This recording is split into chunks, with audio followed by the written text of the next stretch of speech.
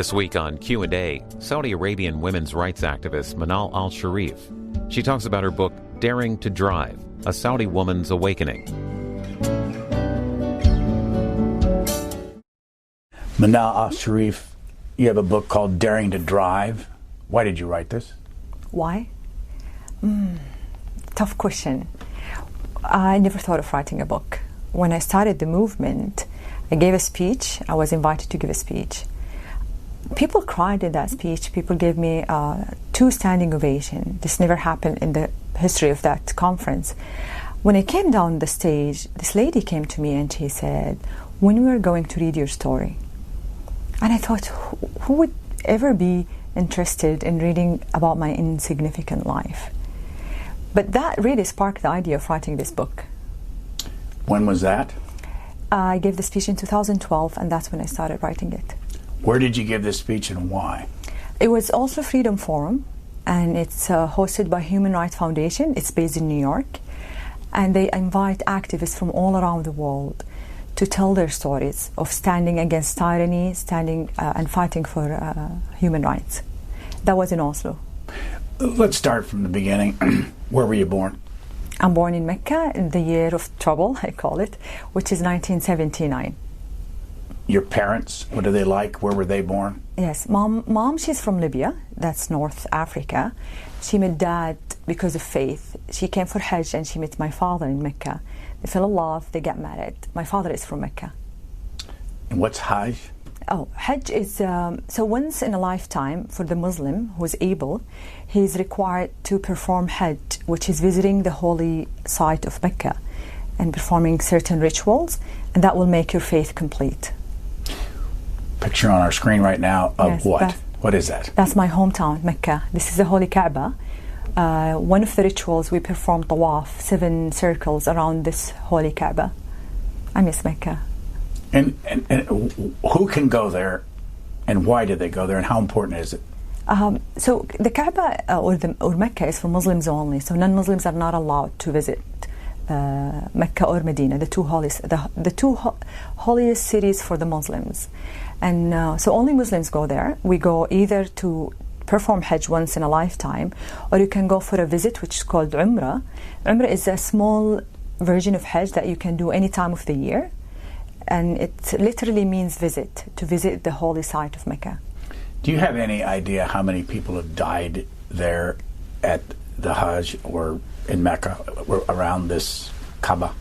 Died? For what? Died for Stampedes over the years. We've read about them. Yes. Where there's so many people there that you might have thousands of people die. It didn't happen many times, really. It happened a few times for some reasons that they explained why. Not the last Hajj. I can't remember the last stampede that happened, which over 1,000 died. But it's not really often.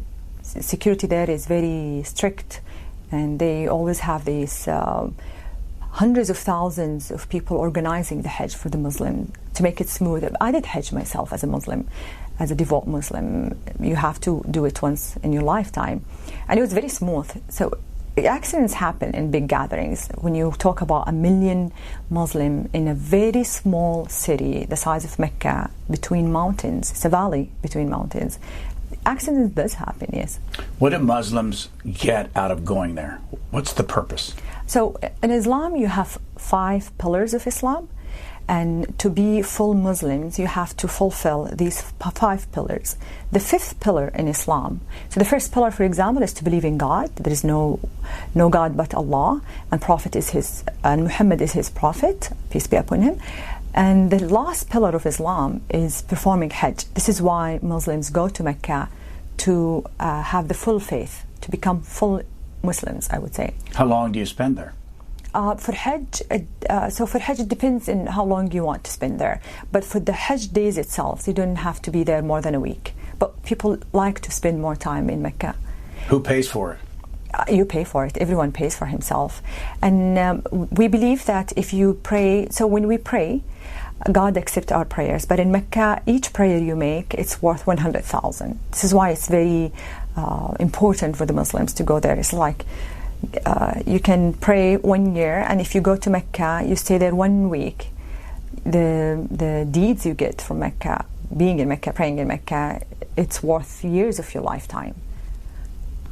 In your book, now, the one thing I read your book, and I'm not sure, maybe I missed it, but what would you say your Muslim faith is today? Me? Yeah. I'm Muslim. Do you believe? Of course I believe in God. I believe in Prophet Muhammad. I'm just against the radical Islam.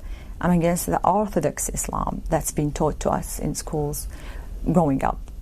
One of the things that's in your book, every time the Prophet is mentioned, yes, are the initials PBUH, and if you just said it, why do you do that every time you talk about Prophet Muhammad? It's a sign of respect to Prophet Muhammad, that when you mention his name, and it's not only for Prophet Muhammad, by the way, so if I mention the name of any prophet, Adam, Abraham, Moses, Jesus, we have to mention peace be upon him. It's asking blessings from God to them for giving us, for leading humankind to the faith, to God, to the truth. What's the most important thing to you about being a Muslim? A lot of things, but I think the peace that you get being a Muslim, the peace that you get believing in God, and it's interesting that people have this misconception about Islam, that it's the ideology of hate that we see today and the violence. It's not. Islam itself means submission to God, and the first thing when you meet a Muslim, they say peace be upon you. So it's peaceful. It calls for morals. It calls for good deeds. It calls for a lot of good things in any society that they want to have there.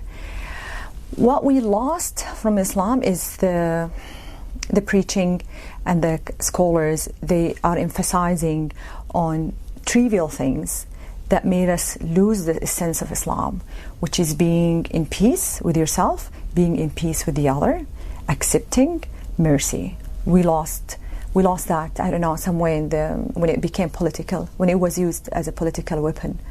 When did that start? Oh, throughout history, religion has always been used, whether Islam, whether any other religion, been used as a political weapon. In Europe, the Inquisitions, in the Muslim world, when you use one faith against the other, and you call them infidel, any ideology actually used to gain power, that's when it becomes dangerous. Where do you live now? So I used to live in Saudi. I moved to Dubai. I lived 5 years. Only 2 months. We moved to Sydney, Australia. And that's where you live now? Yes, that's where I live now. Are you married? I am married with my second husband, who's from Brazil, and we have a boy. And your first marriage ended in divorce, and yes. How old is the young man that you had, the boy? Abdullah, my first son. Yeah. Abdullah is, right now, he's 11, and my second boy, he will turn 3 next month. Why did you pick Australia? Oh, long story short, my husband is working there now, but he didn't want to go back to Brazil because it's violent, and he wanted to go to a country where he can have a better life for our kids, for Daniel. You tell us in your book a lot about your divorce. Yeah. Okay. Why? Not a lot. Did I talk a lot in the book about the divorce? Enough. I just talked about, because it was so difficult for a woman to get divorced because she's not supposed to. I didn't get support from the family. They were against it. Although I explained it's an abusive relationship. And the Saudi courts is not a friendly place to women, really. It's thrown out from the society, from the court, from the legal system for a woman to get divorced. It's really difficult. But for me, when I got divorced, it was kind of liberating when I left my ex-husband. You talked about how you met your husband in the first place, and another relationship you were interested in that didn't develop. Give us that, and when did that all happen? You mean my first husband relationship? No, you're a man you were interested in before you met your husband. I mean, you talk about your personal life and all that, but what year did all that happen? Actually, my first husband was my first love. I wasn't interested in any men before. I had crushes on men. Yeah, that's what I mean. Yes. So I grew up in a society where men and women are isolated. My own cousins, I cannot see them. Once I got my period, once the girl reached puberty, she is not allowed to see men. So the only men I see in my life is my father and my brother. The first time I see a man or I interact with a man who's different than my father and my brother was when I got my first summer job. I was 23, and I remember 22 actually, and I remember it was interesting to see. To find that I can work with all these men and talk to them for the first time in my life after reaching puberty. I don't know if I'm pronouncing it right. I got so many crushes actually, but it would last for a week and leave. And it makes sense later on for me because I was not allowed to be introduced to the men world, to know how they talk, what they think of, to even just talk to them. You create this, I would say, bizarre situations that leads to bizarre feelings. So what are the rules, and where do the rules come from on how a woman lives in Saudi Arabia? So the first rule for a woman is her best place is her home. Not her job, not education, not the mosque, not outside, is her home.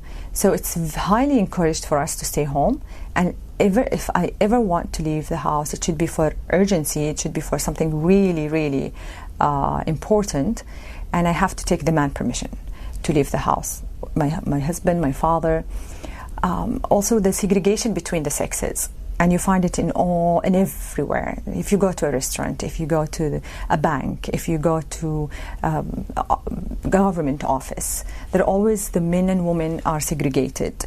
The schools, the university. When I went to university, I've never seen my teachers. All of them were, most of them actually, were men. I've never talked to them. I see them through closed circuit TV, CCTV. This is how I used to see my teachers. We were not even allowed to talk to them. We had a teacher in the class. She would call them if we have a question, and she asked this question on our behalf. So this is how you grow up.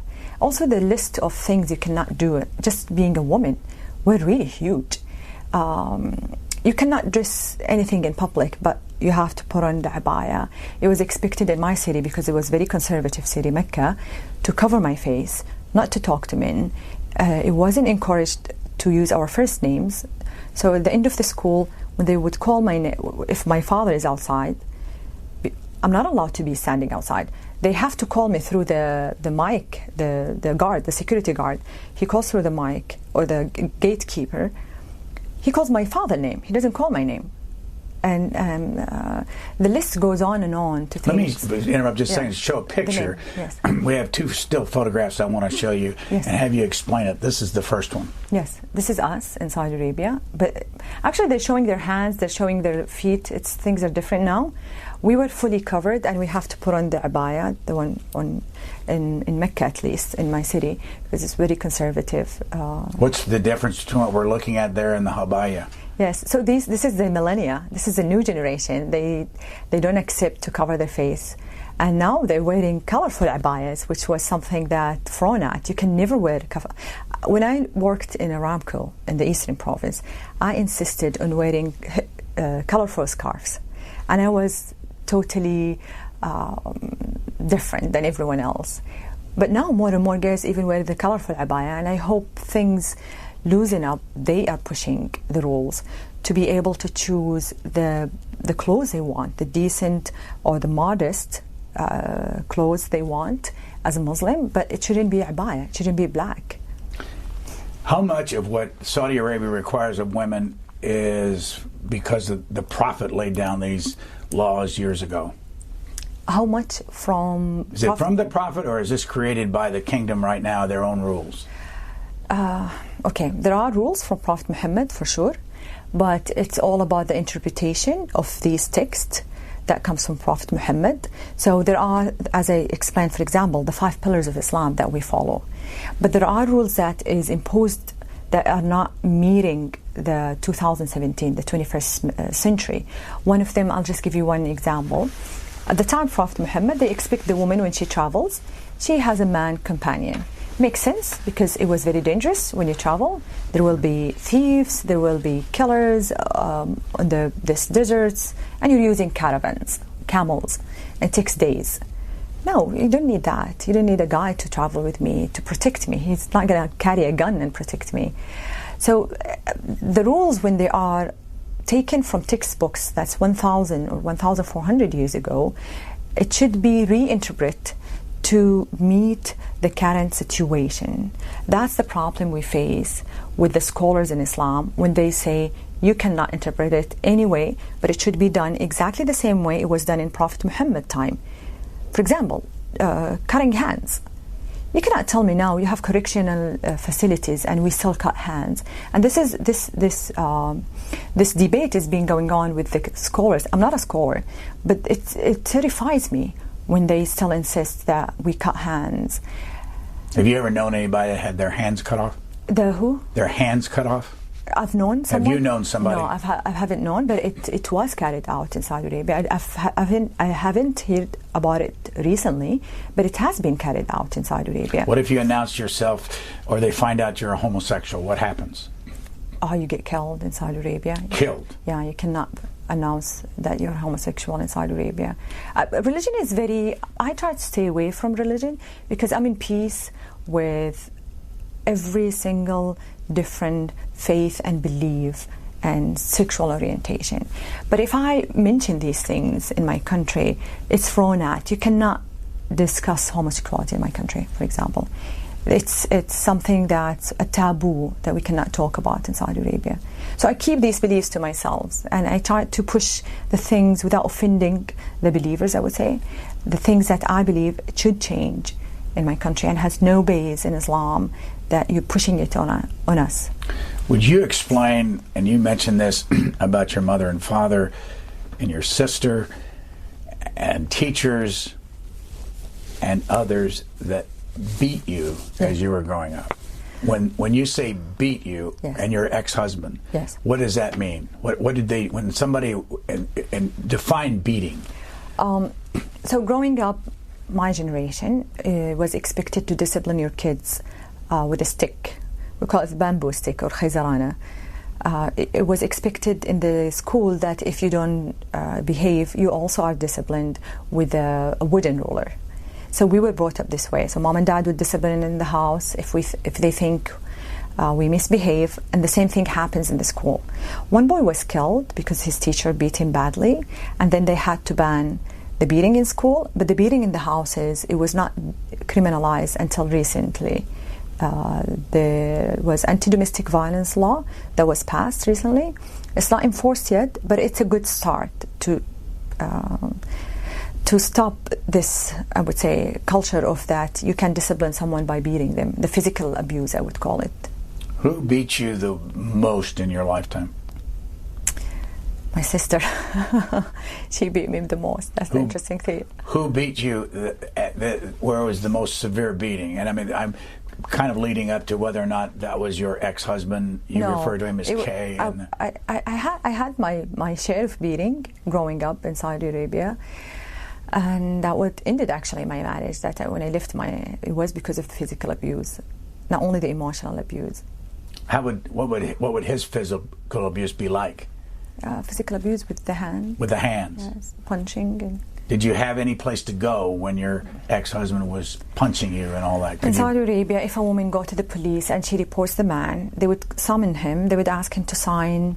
They would not put him in jail, even if she has a medical report. They would summon him, and he have to sign a pledge promising not to beat her again. The problem, she gets sent to the same abuser house. And this is the case of Maryam Al-Utaibi. She's a girl who's 29 years old. She was beaten. She complained against her brother, who's younger than her. Her father complains against her to drop the charges. And she was sent to jail, not her brother. The social media went into frenzy. They let the girl out. 6 months later, she's living in an abusive house. She finds a job. She leaves the house. They put her back in jail for the crime of being absent from her abuser's house. So that's a problem that we don't have. Even if there is shelters for women in Saudi Arabia, it's poorly managed, because they treat those abused women and victims as criminals. They lock them in those houses. And for a woman to leave the shelter, she needs the guardian, who is her abuser, to sign the papers so she leave the shelter or jail let's say. There is also the story of Dina al-Isloom, who ran away from her abusive family. They caught her in Manila. She was on the way to Australia for asylum. They caught her in Manila and they sent her back, handcuffed, duct tape in her mouth. And she's in jail. She's in a correctional facility for women under 30. This is what happened to the abused women in my country.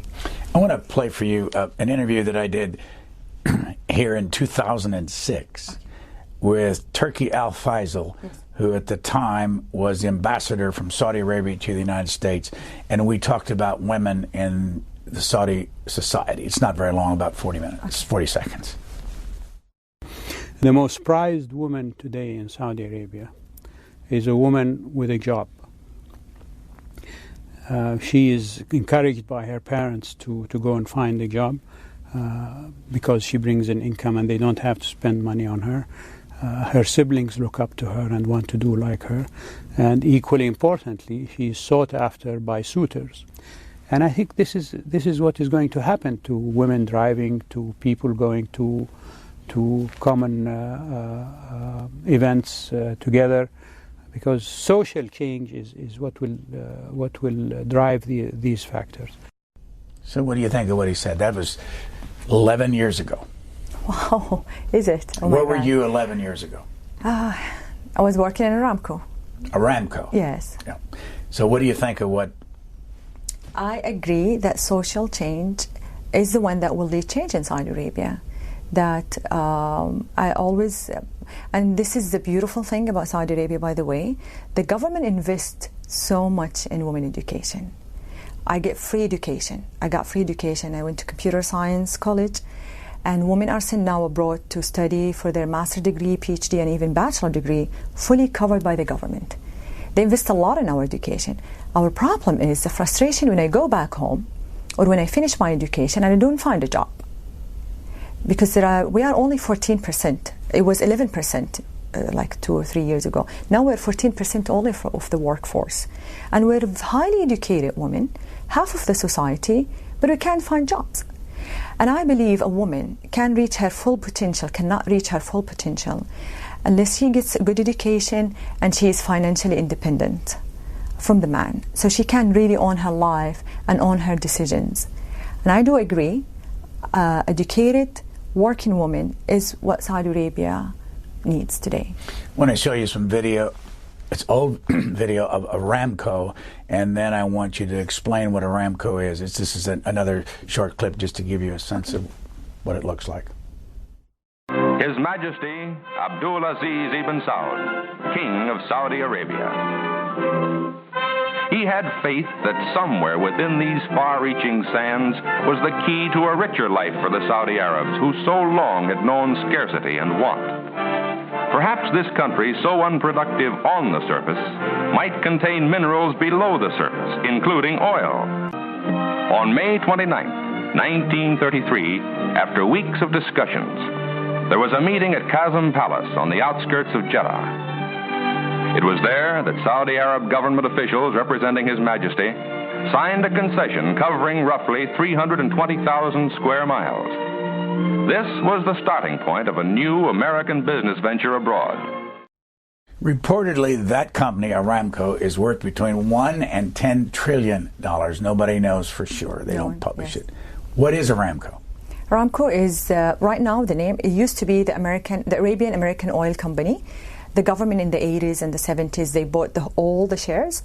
It became fully owned by the Saudi government, and now it's known as the Arabian Oil Company.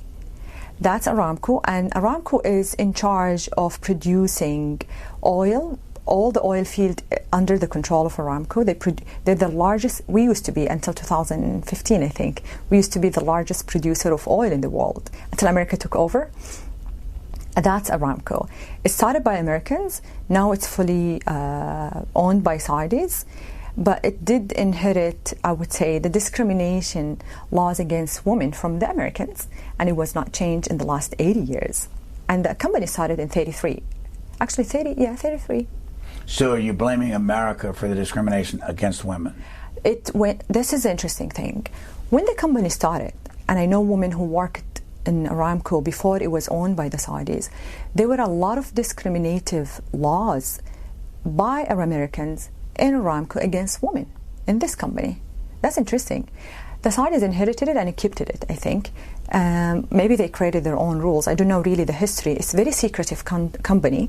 They try to keep very low profile. They don't like bad publicity, and they're going public next year. They like only to say to keep their low profile. But in my book, there is a whole chapter where I bring up a lot of policies that are unjust and discriminating against me for being not only a woman, but also for being a Saudi woman working in Aramco.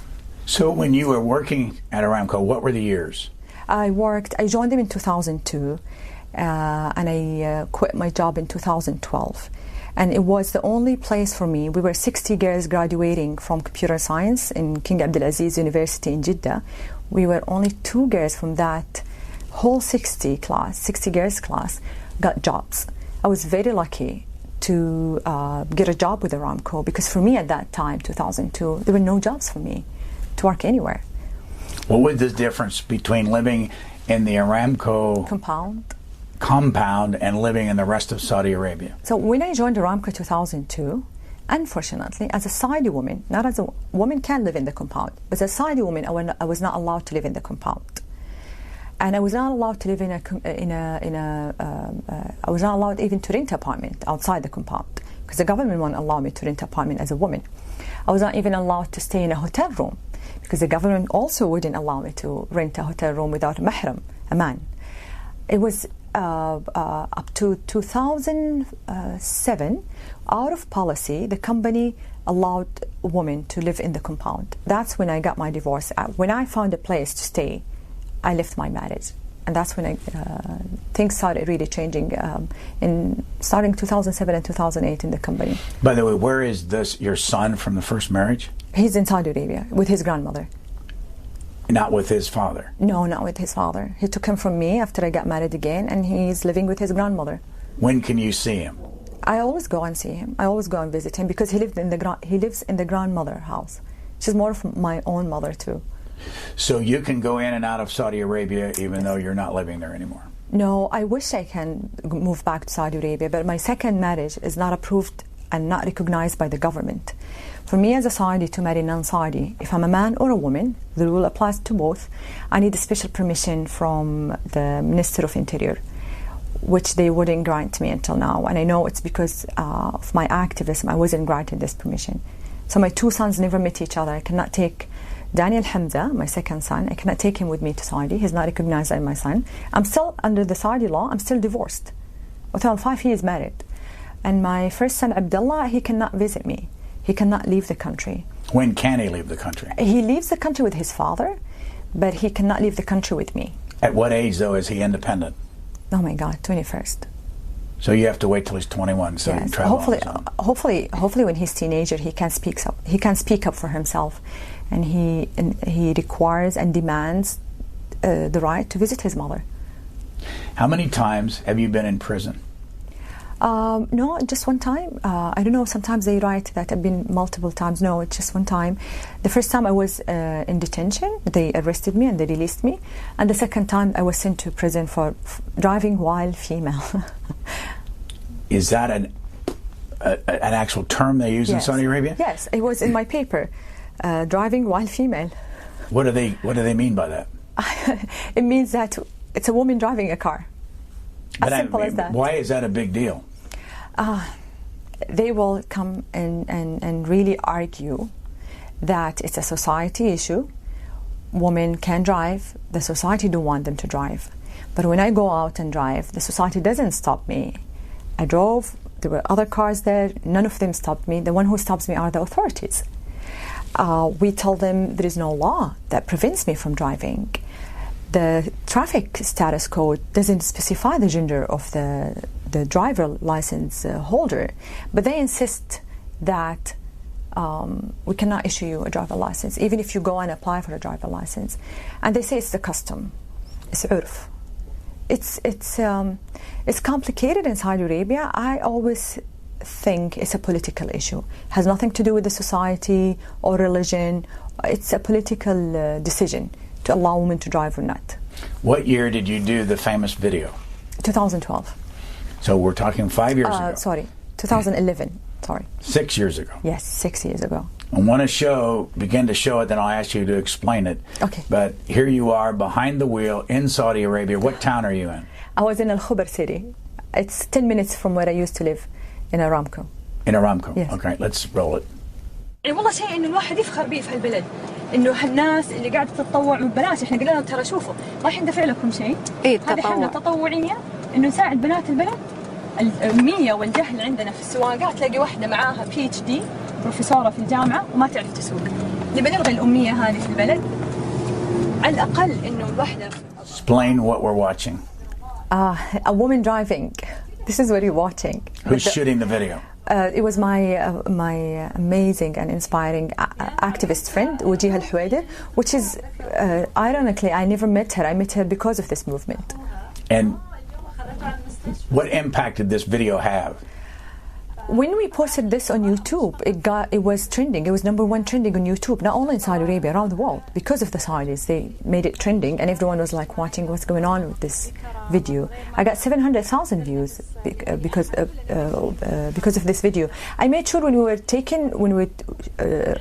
shooting the video, I made sure to show this is, for example, a Rashid Mall, landmarks in the city Khubar, because they kept saying no, women cannot drive outside. It's never going to happen, and we proved no, it can happen. What led up to your decision to do this? In 2011 we had the Arab Spring going on. Everyone wants to bring social change. We have a lot of frustrations with corruption, with unjust laws. One of the unjust laws we have in Saudi Arabia is the ban on women driving. I was in the States in 2009 at the age of 30. You were here in the United States? Yes, in New Hampshire, the live free or die state. At the age of 30, I got my first driver's license. When I went back to Saudi Arabia, I was paying. I bought my car in 2007, and it was the year 2011. This one, almost 4 years later, I finished paying the car loan. I cannot drive it. I have a driver's license. I cannot drive it. I almost got kidnapped walking in the street looking for a taxi because it was late at night, and I couldn't find a driver to take me back home. That led all this frustration with all these years that I live in a country where there are no public transportation, where there are no pedestrian city that I can walk, and a woman to leave the house, to do anything in her life, she needs a car, and to function or to drive this car, she needs a man. So the movement was June 17, which is coming in 2 days, in 3 days actually, this movement is simple. We said on June 17 we will go out and drive because we want to normalize women driving. That you never see women driving in the street in a huge country the size of 3 Texas. You can put 3 Texas inside Saudi Arabia, and women can't drive. We wanted to change this by this movement, and the movement is going on. It never stopped. We're still campaigning for the right to drive. For us, the right to drive is more act of civil disobedience because women is not supposed to drive. We show that we are capable of driving our own life and being in the driver's seat of our own destiny by doing this act of civil disobedience. But you say that when people saw you in a car over there, they would yell things like whore and prostitute and all kinds of nasty things. The men would do this. Actually, that was when I was walking alone in the street at 9 p.m. and my face was uncovered. That's when I got the harassment. When I drove the car with Wajiha, no one talked to us. They were looking at us. They couldn't believe there are women driving, and they would just talk to his wife or talk to the people around them, and they would let us go. Why do the men care so much about women being covered? In Saudi Arabia, I think it's just men. It's a global issue when it comes to the control over the woman body. It's a battlefield for men.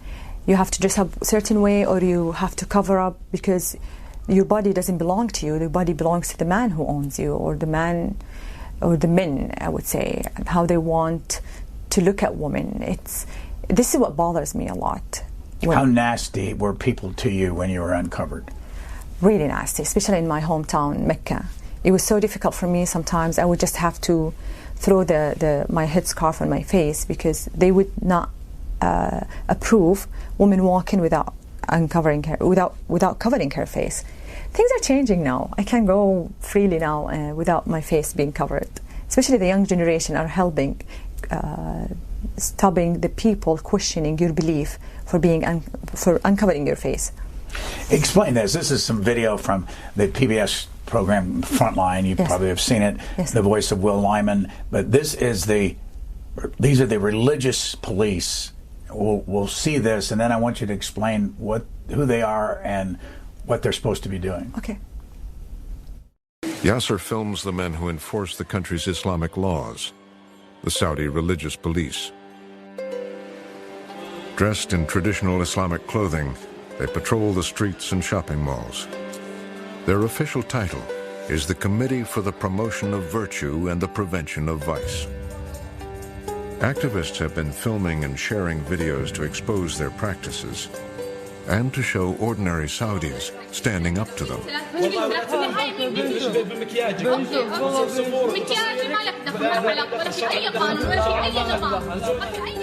They force women to cover themselves and drive people out of cafes to go and pray.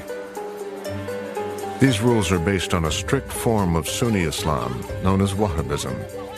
It is the religion on which Saudi Arabia was founded. Who are the religious police? Who are the religious police? Who picks them?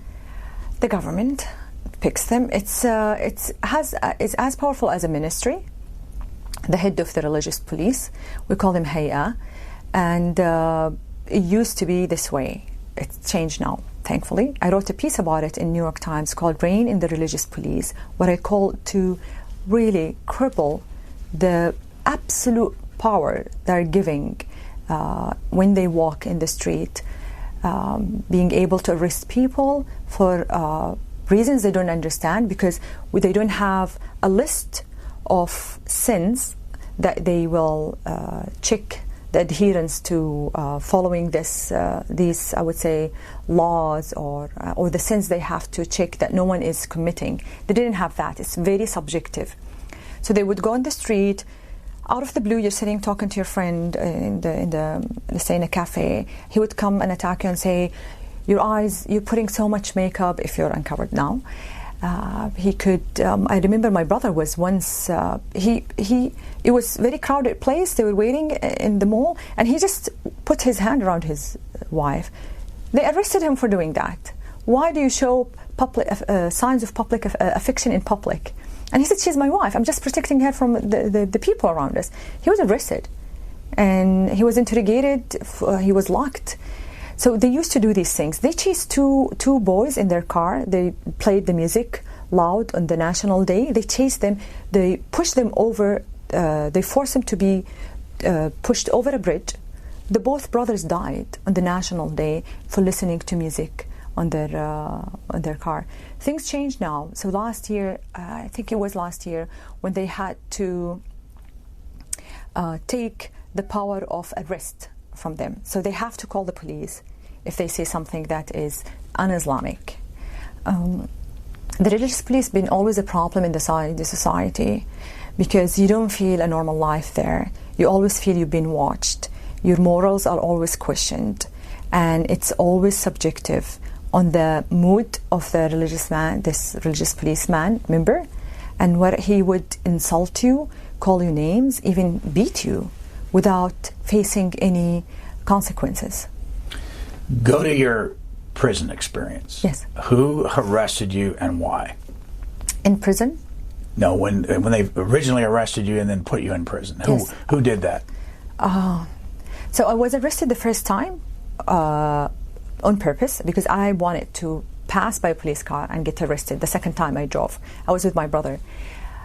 I proved the point by, when I was in the traffic police station, I proved the point that I did not break a law. I broke custom or urf, and they're not allowed to arrest me.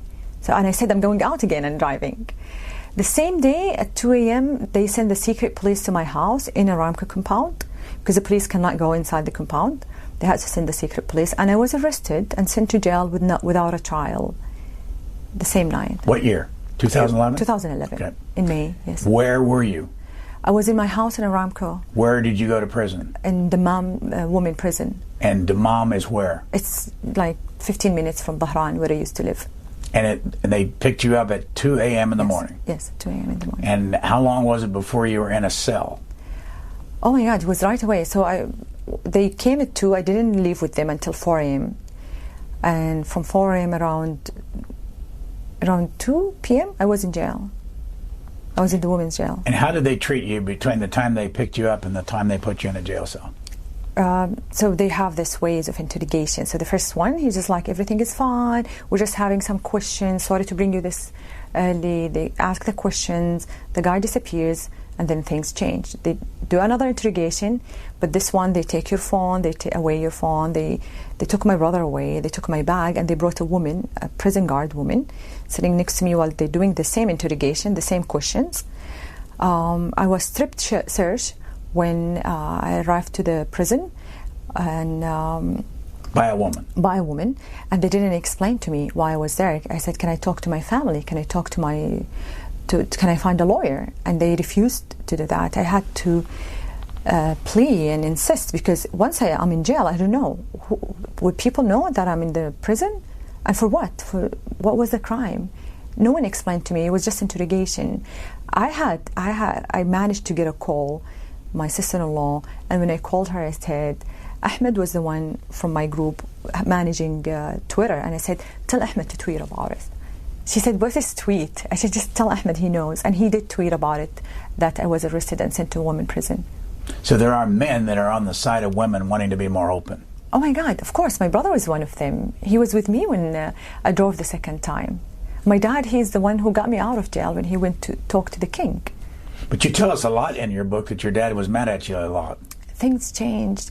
So I changed growing up from innocent person to radical Muslim to more moderate Muslim and more open, and now to an activist. And your family lived in poverty? Yes, we did it. But once you get a job, once you work, and all of us got jobs, the 3 kids, it's much easier to move out of poverty. So there is a way of out of poverty in Saudi Arabia, because if the education is free, and once you get a good job, you can move out of poverty. And most of my generation, or at least the city where I lived, which is a poor city, it's not a rich city, mostly my generation, they picked up their family, they moved their family out of poverty. So to go back, what was the question that we started with? We went to poverty. You were talking about your parents living in, you living in poverty, yes. but the thing I want to get to in the prison experience, yes, cockroaches. Oh my God. Describe the cockroaches. It's even a title on one of your chapters. Yes, it was prison bars and cockroaches. I hate cockroaches so much. I think all women hate cockroaches. It was just when I mention cockroaches about prison, it's just to tell you how filthy it was.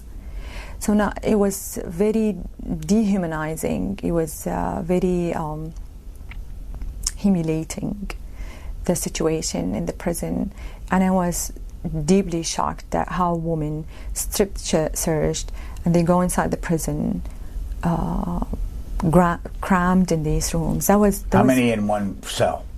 I really can't remember, but we had around 12 what do you call it, bunk beds in each cell, and the cells were really small, but the 12 bunk beds had more than 12 women. Of course, there were women with their kids in jail.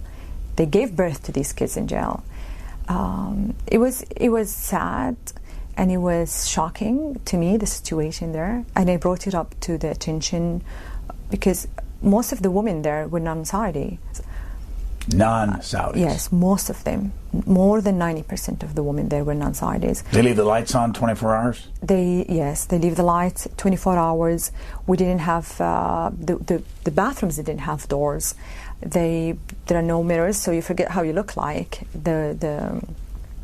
No mirrors the entire time you're in prison? No, I think for security reasons they don't allow it, because they could use it as a weapon. There were children with us. There were kids there in jail. There was a very the whole situation was humiliating. The first night for me, I slept on the floor because they didn't give me anything. They just pushed me in. I was taken from my home, interrogated. I was pushed in jail.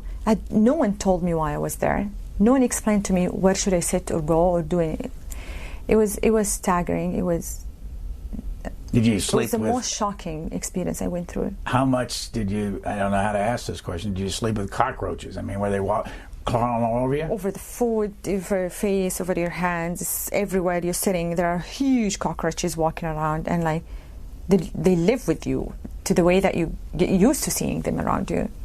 How long were you in that cell? I was there for 9 days. There was an international rally that really led to my release in 2011, and I'm very thankful for that. How did you have an international rally? Who was behind it?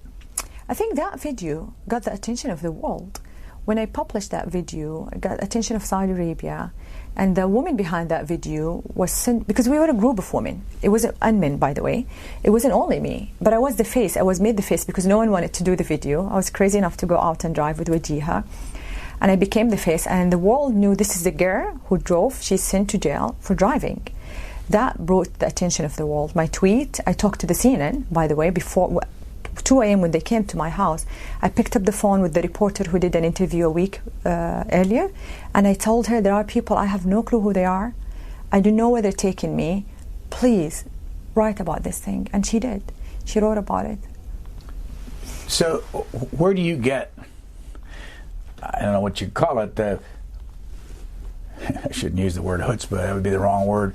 But where do you get the strength to do all this? Where did you learn how to do all this?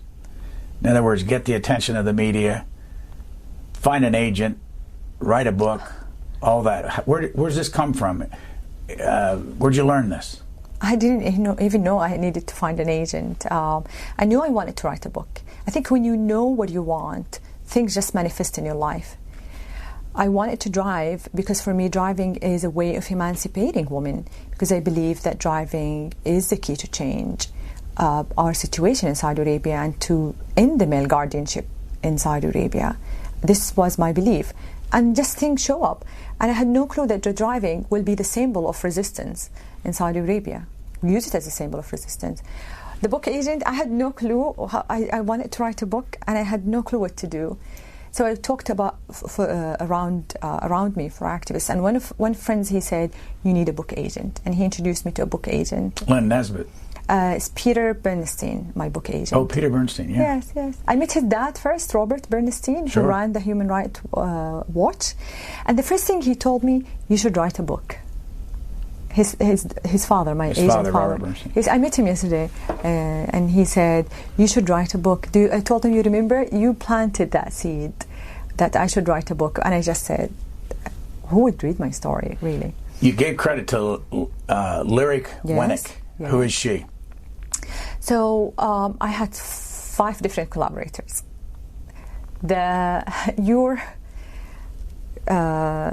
To be successful in writing a book, you need 2 things are essence. The first one, finding the right agent who believes in you, who will be always there, which is I was very blessed to have Peter and Amy Bernstein as my agent, and finding the right collaborator. I had very disappointing experiences with the previous collaborators, and I had to sit down and I told Peter, I'm going to write the book. I'm done with collaborators. I do interviews for 6 months and they disappear. They don't give me a single word. So because I write, I've always wrote.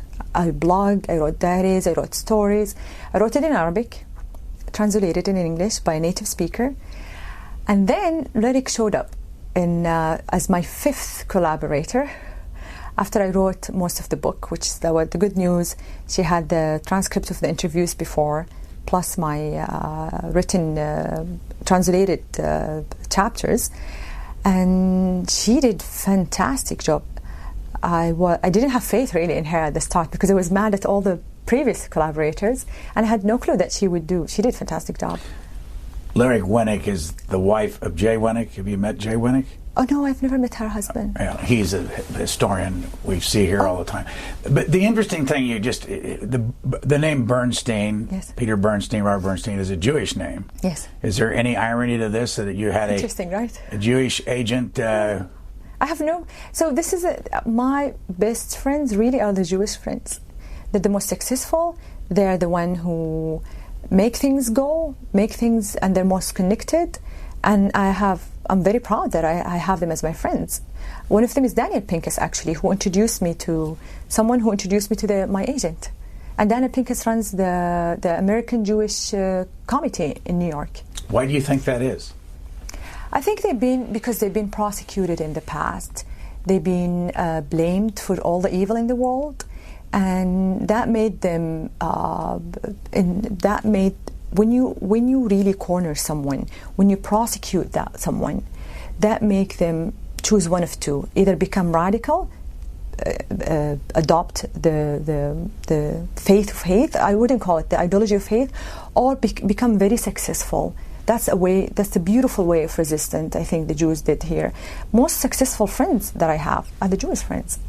I want to ask you about a couple more things. One of them, I want to show you some video of your hometown of Mecca. A very rich place, Saudi Arabia, lots and lots of money. Why in the world would Mecca look like this? I'm going to show you how people live here.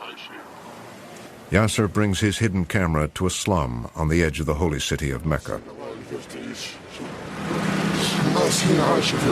People are living in real misery here. Children selling things. Oh my God. Look, it's a dump. Look at the sewage.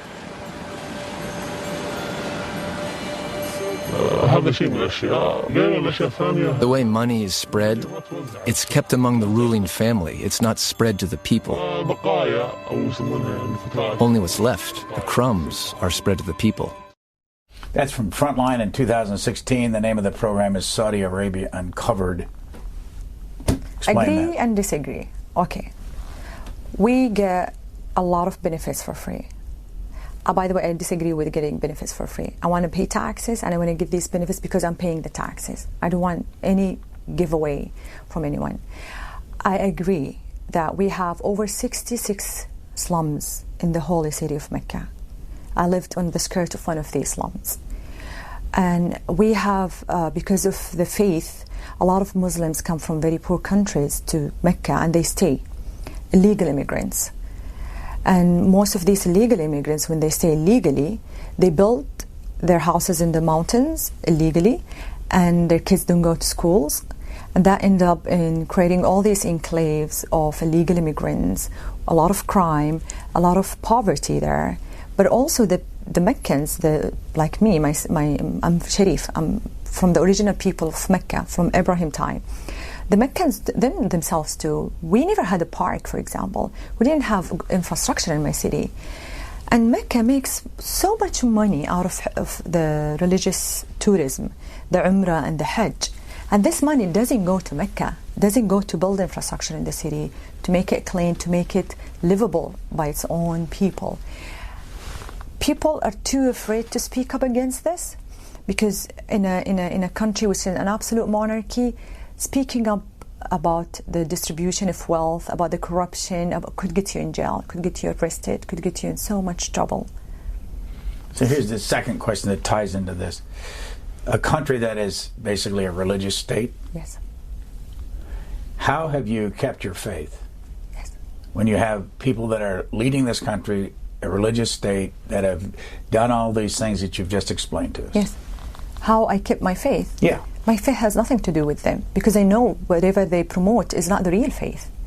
It's their version of the faith, the ideology of hate that we are fighting back. I had my own faith without needing them, because I come from, my grandfather is Prophet Muhammad himself. We had the real faith, and it was just used in a political way to gain political power. That's the thing I'm against. When you come to this realization that your religion is being used, actually abused and misused, you become angry really, and you try to go back to the true Islam that is calling for peace and coexistence. Doesn't matter your color, doesn't matter your tongue, doesn't matter even your religion. I respect you. I respect your religion. I respect your faith, as long as we live in peace. Am I an infidel? No, you're not an infidel. So, according to the Salafi Wahhabi, anyone who doesn't believe in their way or their interpretation of Islam is an infidel. That includes other Muslim faiths, by the way, the Shia, the Ismaili, the Sufi. That's their version of Islam. I believe we're all human. Doesn't matter what you believe in. You're Hindu, you're Buddhist. Religion should be used to call for peace. We need a Dalai Lama in each religion. We need a Dalai Lama for Islam that calls for forgiveness, for coexisting, for love, instead of calling for hate. What do you think the Prophet would think today about the atmosphere in Saudi Arabia? He would be very angry. Why? Because it's not the true Islam. It's not what he called for. Calling for hate, this has nothing to do with Islam. It's un-Islamic to call for the hate of the other. He had the Jews living in Medina. He married a Coptic who's Christian. What's happening today is using Islam to gain political power or whatever. For me, that's unholy. For me, that's something that really makes me angry. Do you have any idea what the leadership in Saudi Arabia or even in the Muslim countries thinks of this book? I haven't read it yet, but finally, after years of being indoctrinated, the government is realizing and is acknowledging they made a mistake. The schools now, all the religious books that we were studying, it been changed. They removed the parts about the hate for the infidels. They removed these parts, so they're acknowledging that after it backfired, after our own sons and daughters backfired, when you have terrorist attack, when we suffered more terrorist attacks than in other part, more than in Europe, for example. We have people going to mosques and bombing these mosques. Other Muslims on Friday is the holiest day for us in the week. They realized there is a mistake, and now there is a lot of things happening to, I would say, rebel that those ideas, but the problem is not in here really. The problem is when you did so much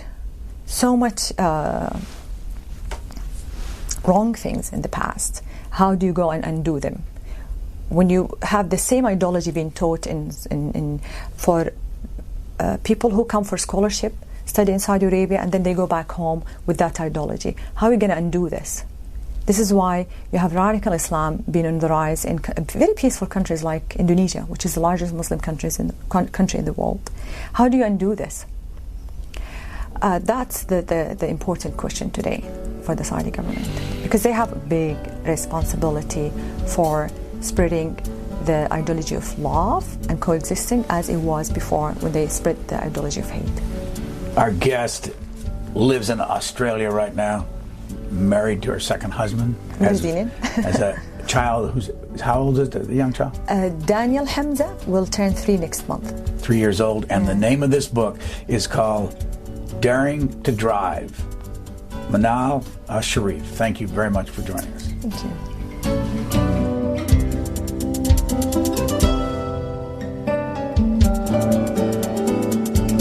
For free transcripts or to give us your comments about this program, visit us at Q&A.org. Q&A programs are also available as C-SPAN podcasts.